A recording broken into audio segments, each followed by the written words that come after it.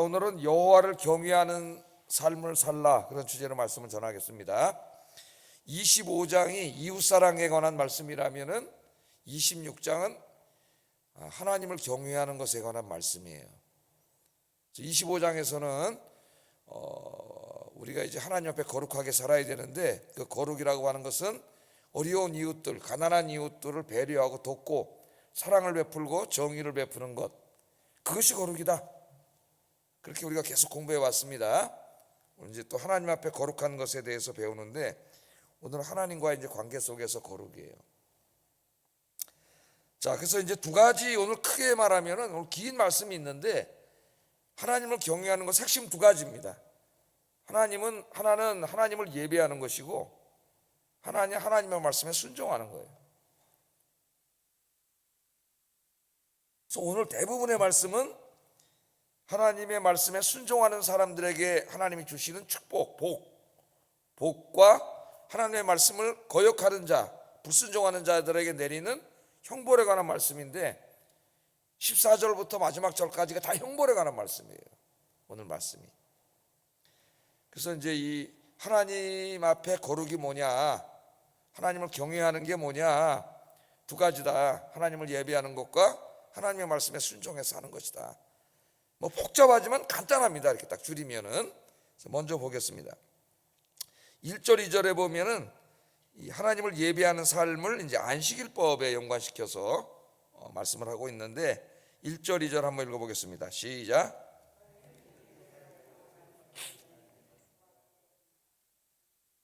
너희 땅에 조각한 석상을 세우고 그에게 경배하지 말라. 나는 너희의 하나님 여호와임이니라. 너희는 내 안식일을 지키며 내 성소를 경외하라. 나는 여호와이니라. 이렇게 돼 있어요. 그러니까 이게 나누면은 세 가지가 되죠. 우상을 만들지 말라는 거죠. 우상 섬기지 말라는 거하고, 안식일을 기억하여 거룩하게 하는 거죠.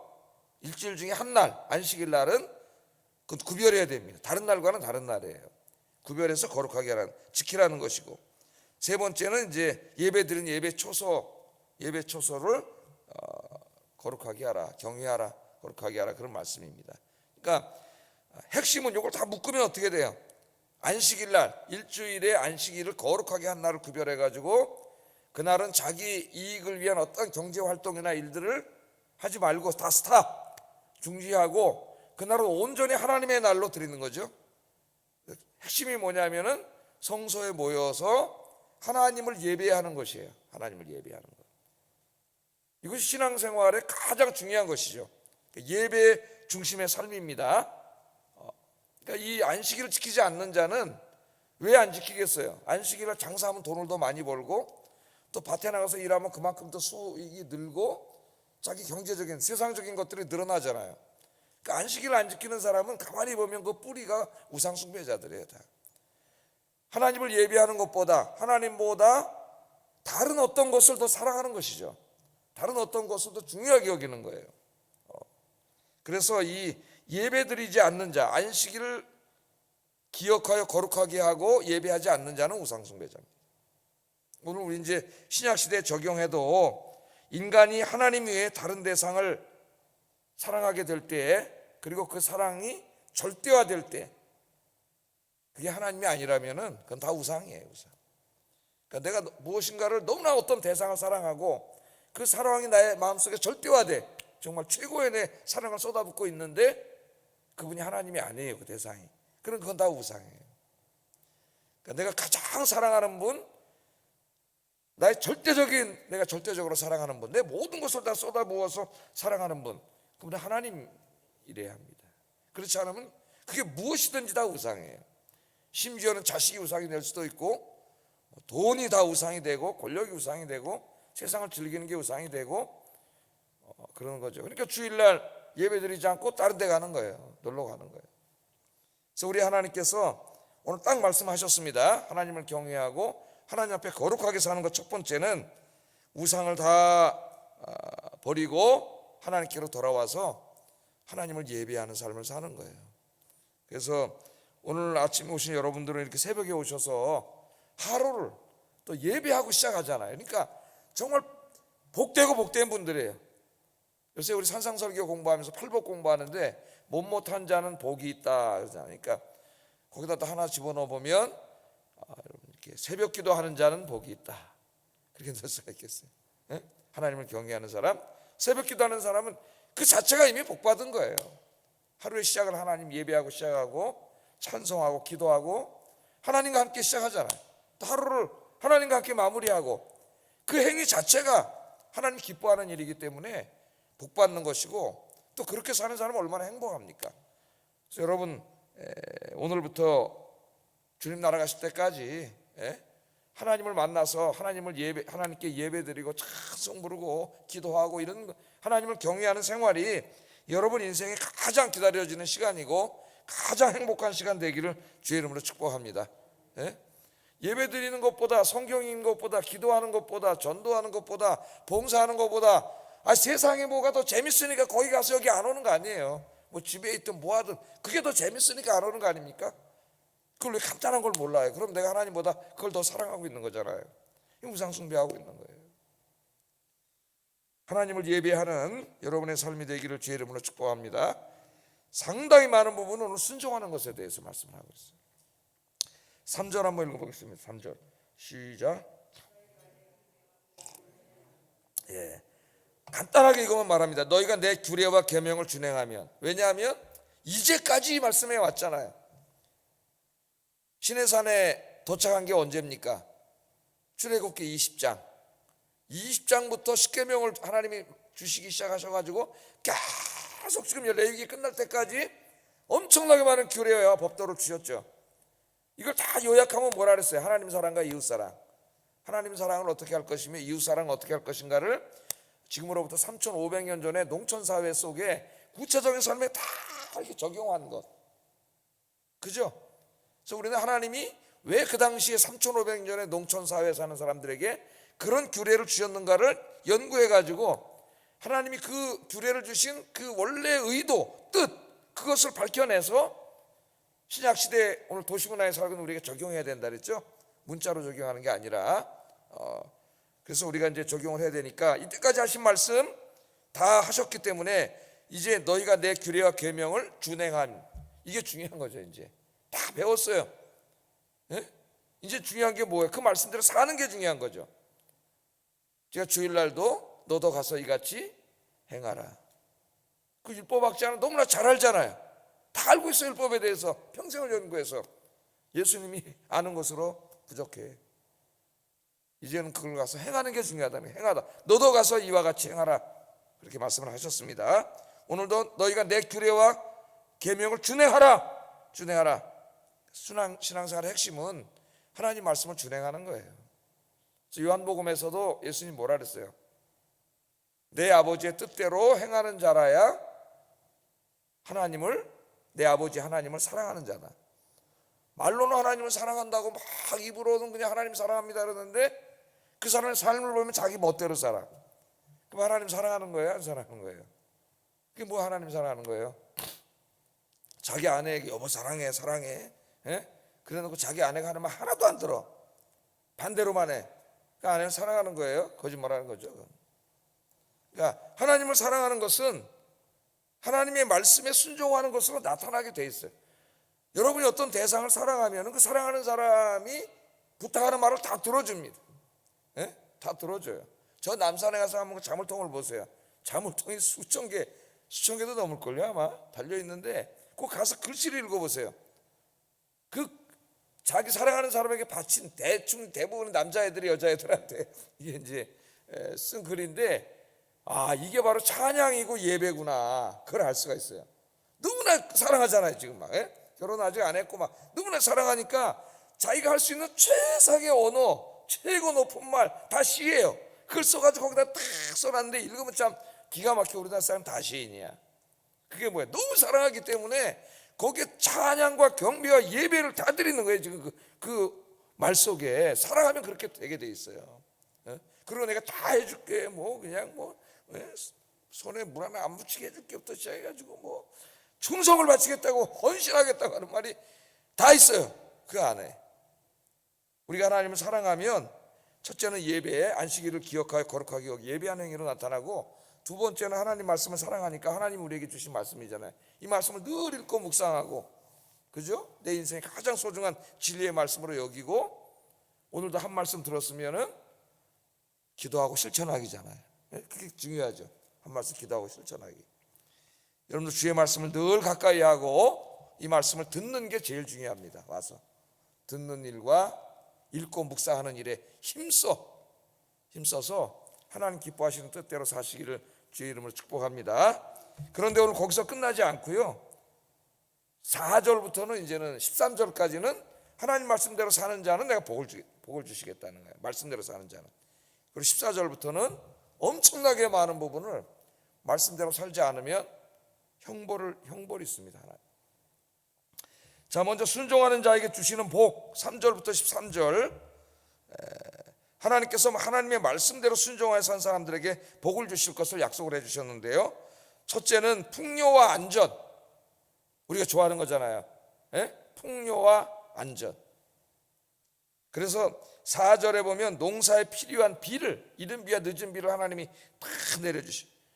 그 가나안 땅은 비가 안 오면 농사가 안 됩니다. 거기 비가 와야만 되는 곳이, 이른 비와 늦은 비가 다 하나님 걸 내려주시고, 또 그러면 그 땅이 산물을 내고 수목은 열매를 맺고. 이걸 그림으로 한번 그려보세요. 여러분.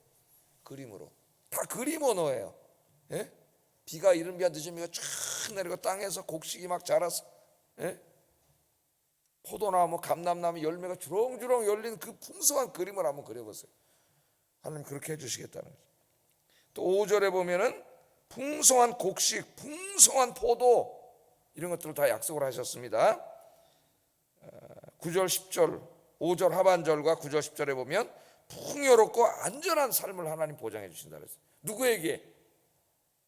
이 성경 말씀대로 사는 사람에게요. 사는 사람에게. 그러니까 하나님 앞에 가서 우리가 다 기도하는 내용이잖아요. 이른 비와 늦은 비를 주시고, 일용할 양식을 주시고, 하는 일이 잘 되게 하시고, 복되게 하시고, 안전을 지켜주시고, 내 건강의 안전, 가정의 안전, 자식들의 안전, 나라의 안전, 다 우리가 하나님 앞에 기도하고 번성하고 잘 되게 해주세요. 기도만 해봐야 소용이 없어요. 기도는 해야 되죠. 근데 뭐가 있어야 돼요? 그 다음에 같이 가야 되는 게 하나님의 말씀대로 살아야 되는 거죠. 하나님 말씀대로 하나도 살지도 않으면서 가서 매일 달라 그러면 그 미신이에요. 미신. 그건 기도가 아니에요. 참된 기도가. 자, 하나님 약속하신 한번 읽어보겠습니다. 4절 5절 한번 읽어보겠습니다. 시작. 땅은 그 산물을 내고 밭의 나무는 열매를 맺으리라. 너희의 타작은 포도 딸 때까지 마치며 너희의 포도 따는 것은 파종할 때까지 마치리니 너희가 음식을 배불리 먹고 너희의 땅에 안전하게 거주하리라. 이렇게 해주시겠다는 거잖아요. 그 다음 말씀 한번 읽어볼까요? 9절 10절 읽어봅니다. 시작. 내가 너희를 돌보아 너희를 번성하게 하고 너희를 창대하게 할 것이며 내가 너희와 함께한 내 언약을 이행하리라.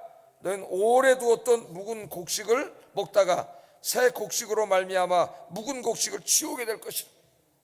뭐 쌓아놓고 작년에 농사진 거, 고작 2년 전에 농사진 거 이런 거 안 먹어도 된다는 거예요. 매일 그냥 막 하나님께서 막 풍족하게 주시니까.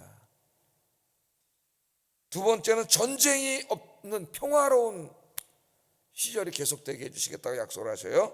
6절 7절 한번 읽어봅니다. 시작.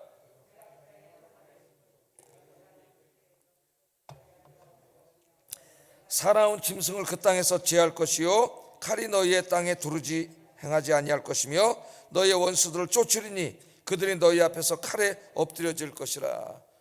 지금 뭐 우리나라는 항상 전쟁 위기에 있고 아직도 전쟁이 끝나지 않고 휴전 상태에 있습니다. 전 세계적으로도 지금 중국의 시진핑이가 러시아를 방문해 가지고 러시아의 뜻과 우리가 가는 길이 같다 그렇게 얘기했어요. 어제 CNN 뉴스를 읽어보니까. 그럼 러시아가 남의 나라를 쳐들어가 갖고 지금 고통을 주고 있는데 지구들도 그렇게 하겠다는 건지.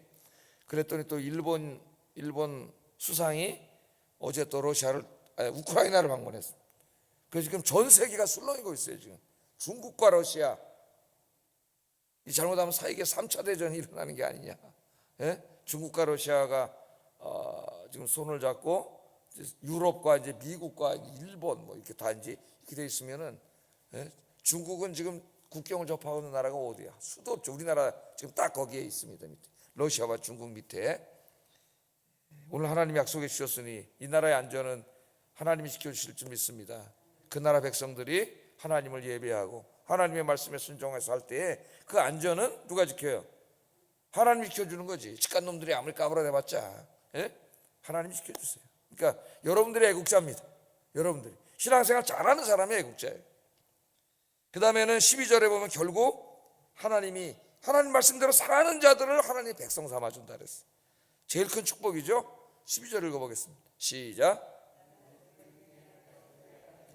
너희는 내 백성이 될 것이니라. 그렇게 하나님을 예비하고 순종해서 살면 내가 네 하나님이 되고 너는 내 백성이 돼요. 내가 네 하나님 됨이라. 그러면 끝난 거예요, 여러분.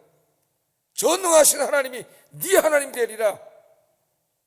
그 하나님 되어주시겠다고 하는 약속 속에 많은 그 은유로 하나님이 이야기해 줬다 그랬죠. 언약의 은유, 언약의 메타포.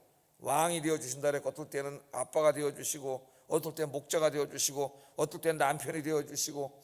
이게 다 뭐예요? 하나님이 내가 너희 하나님 노릇해 줄게, 하나님 역할을 해줄게 하는 언약의 약속이죠. 그 약속이 구체적으로 우리에게 어떻게 이루어지는가를 피부에 와닿게 하기 위해서 하나님이 다 이렇게 은유로 말씀을 해주신 거예요. 성경에. 이게 다 이 언약의 언어들이에요. 하나님이 내 백성 삼아주신다. 그러니까 하나님을 예배하고 그 말씀대로 살려고 몸부림치는 사람은 걱정할 게 없다. 누가 지켜주세요? 하나님이 그 사람의 하나님 되어주시니까. 하나님이 그 사람의 언약의 하나님 되어주시고 그 사람은 하나님의 백성이요 하나님의 자녀가 되니까 뭐가 걱정이 되겠어요? 하나님이 지켜주시는데. 다 이까지 인간들 다 인간 하나님 피조물에 불과한데, 여러분들이 하나님을 예배하고 순종해서 복받는 성도들 되시기를 주의 이름으로 축복합니다. 그런데 하나님이 염려가 되셔서 14절부터 39절은 훨씬 더 많은 3분의 1을 오늘 하나님 말씀에 불순종한 자에게 내린 형벌을 다루고 있어요. 신명기도 그렇죠. 신명기도 복에 관한 말씀보다 형벌에 관한 말씀 훨씬 많습니다. 14절 16절 한번 읽어보겠습니다. 시작.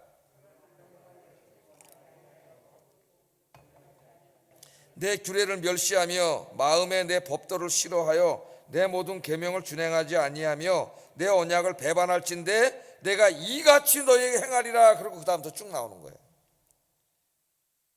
16절에 보면은 질병을 내리신다. 그러니까 모든 질병이 죄의 결과는 아닙니다. 그러나 상당한 병은 죄의 결과이기도 하다는 걸 알아야 돼요. 성경 말씀에서. 폐병, 열병 뭐 이런 병들에 대해서 하나님 말씀을 하시고요. 또 아무리 열심히 파종을 해도 다 헛되게 하신다고 말씀을 하셨어요. 16절에 읽어보시죠. 여러분 오늘 집에 가서 한번 다 읽어보세요. 또 전쟁을 하면은 순종하는 자들은 승리하지만은 다 패배한다 그랬어요. 대적들에게 패배할 것이다. 17절. 네가 하는 모든 수고가 다 헛되게 할 것이다. 20절. 불순종하는 자들은 뭐 아무리 자기가 나가서 노력해봐야 다 헛되게 하신다는 거예요. 자, 이렇게 말씀하시면서 오늘 제가 이제 여기 하나님이 3번을 강조한 게 있어요. 이게 오늘 이제 핵심 포인트입니다. 3번을 강조한 똑같은 말씀을. 이런 일을 당하고도, 그러니까 이런 일은 아까 병에 걸리거나 뭐 하는 일이 다 안 되거나 뭐 전쟁에서 지거나 자꾸 뭐가 안 되는 일은 하나님이 그 사람이 지금 잘못된 길로 가고 있다는 것을 깨닫게 해주는 거라 이 말이에요. 그런데 그런 일을 당하면서도 깨닫지 못하고 하나님께로 돌아오지 않는 어리석은 자가 있다는 거예요. 이사야 1장 말씀에 의하면은 발바닥부터 머리끝까지 매를 맞아가지고 다 멍들어서 성한 것이 없다 그랬어요. 이스라엘 백성들 보고. 얼마나 우매무지한 자입니까? 하나님이 계속 깨닫게 하시는데 아무리 회초리로 때려도 깨닫지는 못해. 이게 돌아오지 않는 자. 21절, 23절, 27절에 보면 3번이나 똑같은 말씀을 하세요. 자, 읽어보겠습니다. 먼저 21절 시작. 내가 너희의 죄대로 너희에게 7배나 더 재앙을 내릴 것이라. 7배. 23절 24절 한번 읽어보겠습니다. 시작. 이런 일을 당하여도 너희가 내게로 돌아오지 아니하고 내게 대항할진대 나 곧 나도 너희에게 대항하여 너희 죄로 말미암아 너희를 7배나 더 치리라. 7배가 계속 나와요. 그러니까 이렇게 하나님 깨닫게 하는데도 우매무지하여서 깨닫지 못하고 돌아오지를 못해. 안 돌아와. 하나님이 매를 때리시는데도 못 깨달아. 그러면 7배로 더 때린다는 거예요. 7배. 어제 이 말씀을 묵상하다 기도를 했어요. 제가 우리 교인 성도님들 위해서 중보기도를 했어요. 27절 28절도 읽어보겠습니다. 시작. 내게 청종하지 아니하고 내게 대항할진대 내가 진노로 너희에게 대항하되 너희의 죄로 말미암아 7배나 더 징벌하리니. 저도 레위기도 오래전에 레위기 한번 쭉 새벽기도 때 한번 강의를 하고 이렇게 하면서 제 머릿속에 잊어버렸는지 그 다음에 레위기 말씀을 이렇게 자세히 잘 안 읽고 이제 다른 쪽 연구하고 그렇게 하다가 또 레위기를 하면서 지금 읽어보고 깜짝 놀랐어. 이 눈에 확 들어오더라고. 어떤 데 그냥 읽고 지나갈 때가 있고요, 눈에 확 들어올 때가 있어요. 이 똑같은 말씀이 3번이 계속 반복되는 거예요. 그러니까 이게 지금 우리 일상에서 이루어지고 있거든요. 우리가 하나님 말씀대로 잘 살지 못하고 그런 곁길로 가면은 하나님 깨닫게 하시려고 이제 사랑의 매를 때리실 때가 있는데, 그 지혜로운 자는 조금 하나님이 톡 한 대 종아리 때리면 깜짝 놀라서 돌아오는데 이 우매무지한 자는 못 깨달아요. 계속 바깥으로 가는 거예요. 그런데 하나님 뭐라 그러시냐면, 이렇게 하나님이 깨닫게 하시는데도 깨닫지 못하고 돌아오지 않으면 7배를 더 징벌하리라. 그러니까 제가 목회자로서 깜짝 놀랐어요. 이런 성도가 있으면 안 되는데 우리 교회에. 이거 지금 이루어지고 우리가 살고 있는 사회에서 그대로 이 말씀이 다 이루어지고 있는 것인데, 깨닫지 못할 때 하나님이 계속 깨닫게 하는 거잖아요. 내버려두면 잘못된 길로 가니까 7배. 이런 사람이 있어서는 안 되겠다. 제가 기도를 했더니 하나님, 이런 우리 성도님 중에는 이런 사람이 없게 하시고, 가능하면 주님을 예배하고 순종하는 삶을 살게 하시고, 그러나 우리가 저부터도 완전하지 못하기 때문에 잘못했을 때 하나님 깨닫게 하시면 바로 깨닫고 돌아오게 해주세요. 깨닫지 못하면 7배, 난 감당을 할 수가 없는 7배는 만다 그랬어요. 7배. 자, 그러나 우리 하나님은 은혜의 하나님이에요. 깨닫고 돌아오면, 이것까지 하나님 말씀해 주셨어요. 돌아오면 하나님이 복을 주셔요. 40절 42절 한번 읽어보겠습니다. 시작. 자복하고 또 그들이 내게 대항함으로 나도 그들에게 대항하여 내가 그들을 그들의 원수들의 땅으로 끌어갔음을 깨닫고. 나오죠. 깨달은 거예요. 이제 매를 맞으면서 내가 하나님 날 때리시는구나 깨달은 거예요. 깨닫고 그 할례 받지 아니한 그들의 마음이 낮아져서 그들의 죄악의 형벌을 기쁘게 받으면 내가 야곱과 맺은 내 언약과 이삭과 맺은 내 언약을 기억하며 아브라함과 맺은 내 언약을 기억하고 그 땅을 기억하리라. 하나님이 사랑의 매를 때리실 때 내가 잘못해서 하나님 앞에 내가 매를 맺는 건 하나님 죄송합니다. 내가 다시 이렇게 살지 않겠습니다. 우리 주일날 오후 예배 설교가 그거잖아요. 다시는 우리가 죄짓지 않겠습니다. 다시는 안식일을 범하지 않겠습니다. 그리고 소명을 다 했지 않습니까? 미국의 아버지들이 다시는 우리가 이렇게 아빠들의 가정을 내팽개치지 않겠습니다. 하나님 앞에. 그런 거죠. 그렇게 깨닫고, 이게 깨닫는 게 은혜라 그랬잖아요. 제가 우매무지한 사람 못 깨달아요. 아무리 하나님 말씀을 선포돼도. 깨닫고 하나님 앞에 제가 잘못했습니다 하고 돌아오면 하나님이 다시 그 언약을 기억하시고 복을 주신다는 거예요. 우리가 인간의 연약함 때문에 잘못된 길로 저 자신도 그렇고 갈 수 있습니다. 그러나 목사는 더 빨리 하나님이 더 빨리 깨닫게 하셔요. 더 빨리. 그게 사랑이에요. 얼른 깨닫고 하나님 앞으로 돌아와야죠. 다시 예배의 자리로, 말씀의 자리로, 기도의 자리로. 그래서 여러분들은 늘 주님 안에 거하셔서 하나님이 약속하신 오늘 이 복을 받는 성도들 되시기를 주의 이름으로 축복합니다. 기도하겠습니다.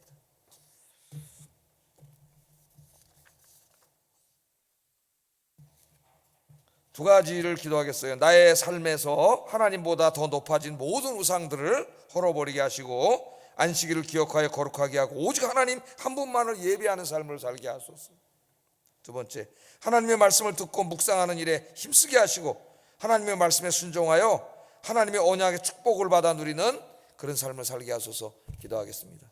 사랑과 은혜가 충만하신 하나님 아버지, 25장에서는 하나님 앞에 거룩이 무엇인가, 어려운 이웃들, 가난한 이웃들, 힘없고 소외된 이웃들, 그들을 향하여 정의와 사랑을 베푸는 것이라고 가르쳐 주셨고, 오늘 26장에서는 하나님을 향한 하나님과의 관계 속에서 거룩이 무엇인가? 그것은 하나님을 예배하는 것이며 하나님의 말씀에 순종하는 것임을 오늘 깨닫게 해주신 거 감사합니다.